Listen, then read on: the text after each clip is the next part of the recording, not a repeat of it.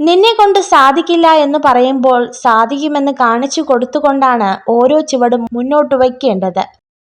മനസ്സിലാവേണ്ട കാര്യങ്ങൾ മനസ്സിലാവേണ്ട സമയത്ത് മനസ്സിലാവില്ല. പിന്നെ മനസ്സിലായി തുടങ്ങുമ്പോഴേക്കും ഒരുപാട് വൈകിപ്പോകും. അതാണ് ജീവിതം.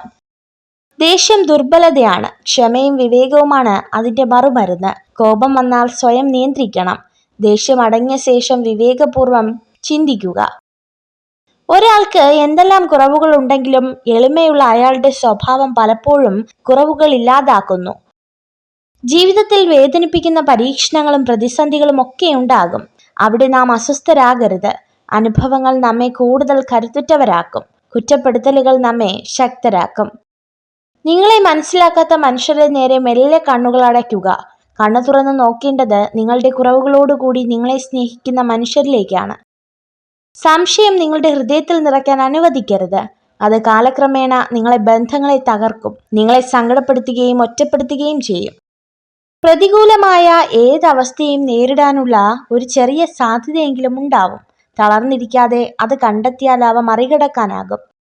1000 പുസ്തകങ്ങളിൽ നിന്നും 10,000 പാഠങ്ങൾ പഠിച്ചാലും സ്വന്തം ജീവിതത്തിൽ നിന്ന് പഠിക്കുന്ന പാഠങ്ങളെക്കാൾ മികച്ചതാകില്ല അവയൊന്നും.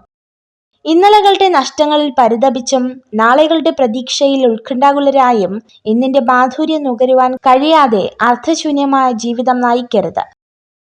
സത്യസന്ധമായ വാക്കുകൾ ഒരിക്കലും മനോഹരമായിരിക്കില്ല. മനോഹരമായ വാക്കുകൾ സത്യവുമല്ല. ആത്മവിശ്വാസം വിജയത്തെ കൊണ്ടുവരണമെന്നില്ല, മറിച്ച് ഏത് വെല്ലുവിളികളെയും നേരിടാനുള്ള ശക്തി നൽകും. വർഷങ്ങൾക്ക് മുൻപ് ചെയ്ത കാര്യങ്ങൾ ഇപ്പോഴും നിങ്ങൾക്ക് വലുതായി തോന്നുന്നുണ്ടെങ്കിൽ നിങ്ങൾ ഇപ്പോൾ കാര്യമായൊന്നും ചെയ്യുന്നില്ല എന്നാണ് അർത്ഥം. മോശം ആളുകൾ നിങ്ങളുടെ ജീവിതത്തിൽ നിന്ന് അകലുമ്പോൾ ശരിയായ കാര്യങ്ങൾ സംഭവിക്കാൻ തുടങ്ങും. യഥാർത്ഥ വിദ്യാഭ്യാസം എഴുത്തും വായനയും പഠിക്കുക എന്നതല്ല, പ്രതിസന്ധികളെ തരണം ചെയ്യാനുള്ള കരുത്താർജിക്കലാണ്. വാക്കുകളിലെ ദയ ആത്മവിശ്വാസം സൃഷ്ടിക്കുന്നു. ചിന്തയിലെ ദയ പ്രതീക്ഷ സൃഷ്ടിക്കുന്നു. മറ്റുള്ളവർക്ക് നൽകുന്നതിലെ ദയ സ്നേഹം സൃഷ്ടിക്കുന്നു.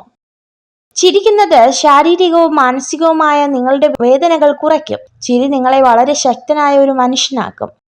പഠനങ്ങൾ പറയുന്നു, സ്വയം സംസാരിക്കുന്ന സ്ത്രീകൾ പൊതുവെ നിർവികാരകരായിരിക്കും.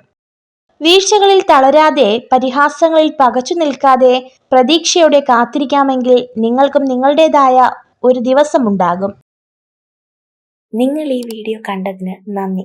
ഇതുപോലുള്ള കൂടുതൽ വീഡിയോകൾക്കായി ചാനൽ സബ്സ്ക്രൈബ് ചെയ്യൂ.